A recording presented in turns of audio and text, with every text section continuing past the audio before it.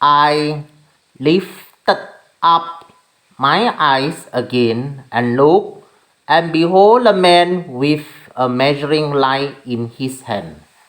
Then I said, Where do you go? And he said to me, To measure Jerusalem to see what is the breadth thereof and what is the length thereof. And behold, the angel that talked with me went forth, and another angel went out to meet him, and said to him, Run, speak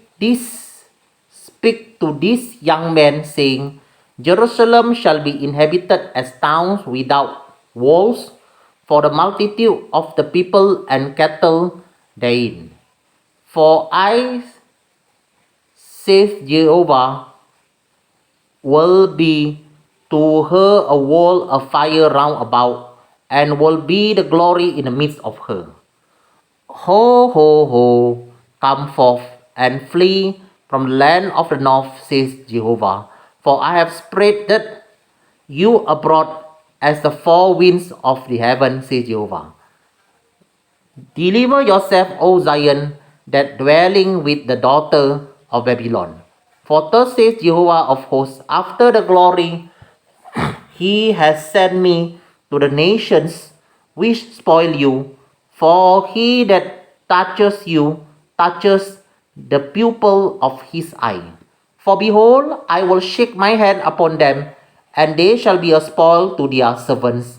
And you shall know that Jehovah of hosts has sent me. Sing and rejoice, O daughter of Zion, for lo, I come, and I will dwell in the midst of you, says Jehovah.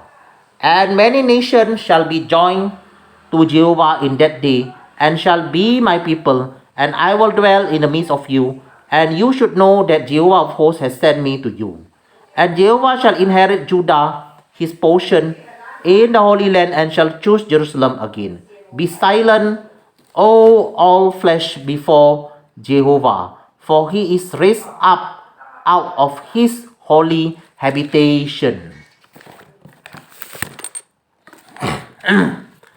फिर मैंने आंखें उठाई तो क्या देखा कि हाथ में नापने की डोरी लिए हुए एक पुरुष है।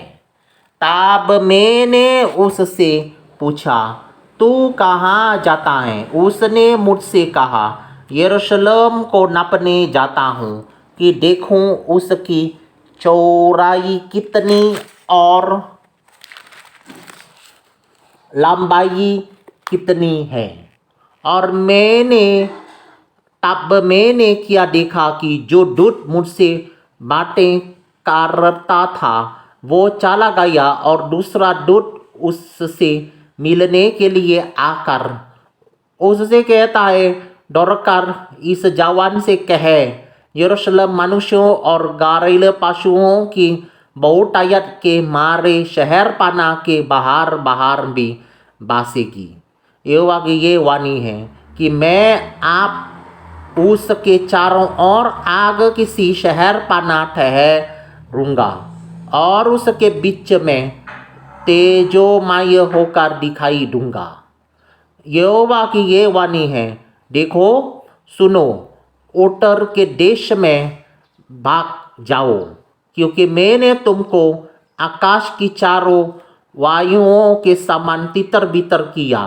हे बेबीलोनी वासी जाति के संग रहने वाली, सिय्योन को बचकर निकल भाग, क्योंकि सेनाओं का यहोवा यूं कहता है, उस तेज के प्रकट होने के बाद उसने मुझे उन जातियों के पास भेजा है जो तुम्हें लूटती थीं, क्योंकि जो तुमको छूता है वो मेरी आँख की पुतली को छूता है। देखो, मैं अपना हाथ उन पर उठाऊंगा, तब वे उन्हीं से लूटे जाएंगे जो उनके दास हुए थे। तब तुम जानोगे कि सेनाओं के यहोवा ने मुझे भेजा है। हे सिय्योन, ऊंचे स्वर से गा और आनंद कर, क्योंकि देख, मैं आकर तेरे बीच में निवास करूंगा। यहोवा की यही वाणी है। उस समय बहुत सी जातियां यहोवा से मिल जाएगी और मेरी प्रजा हो जाएगी और मैं तेरे बीच में वास करूँगा और तू जानेगी कि सेनाओं के यहोवा ने मुझे तेरे पास भेज दिया है। और यहोवा यहूदा को पवित्र देश में अपना बाग कर लेगा और यरूशलेम को फिर अपना ठहराएगा। हे सब प्राणियों, यहोवा के सामने चुप रहो, क्योंकि वो जगकर अपने पवित्र निवास स्थान से निकला है।